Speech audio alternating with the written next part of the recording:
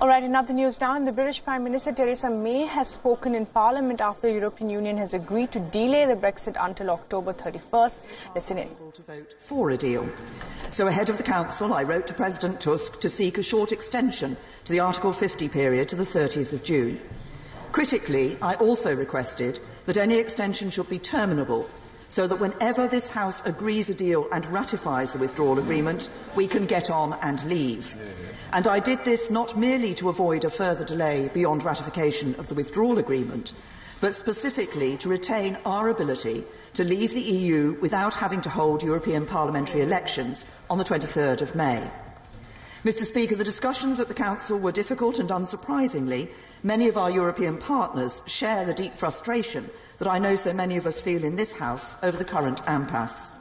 There was a range of views about the length of an extension, with a large number of member states preferring a longer extension to the end of this year or even into the next. In the end, what was agreed by the UK and the EU27 was a compromise, an extension lasting until the end of October. The Council also agreed that we would update on our progress at the next meeting in June. Critically, as I requested, the Council agreed that this extension can be terminated when the withdrawal agreement has been ratified. So, for example, if we were to pass a deal by the 22nd of May, we would not have to take part in European elections, and when the EU has also ratified, we will be able to leave at 11 p.m. on the 31st of May. In short, the date of our departure from the EU and our participation in the European parliamentary elections remains a decision for this House. As President Tusk said last night, during this time the course of action will be entirely in the UK's hands.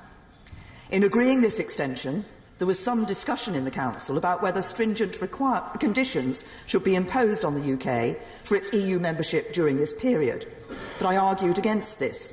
I put the case that there is only a single tier of EU membership, with no conditionality attached beyond existing treaty obligations. The Council conclusions are clear that during the course of the extension, the UK will continue to hold full membership rights. In turn, I assured my fellow leaders that the UK will continue to be bound by all our ongoing obligations as a member state, including the duty of sincere cooperation. The United Kingdom plays a responsible and constructive role on the world stage, and we always will. That is the kind of country we are.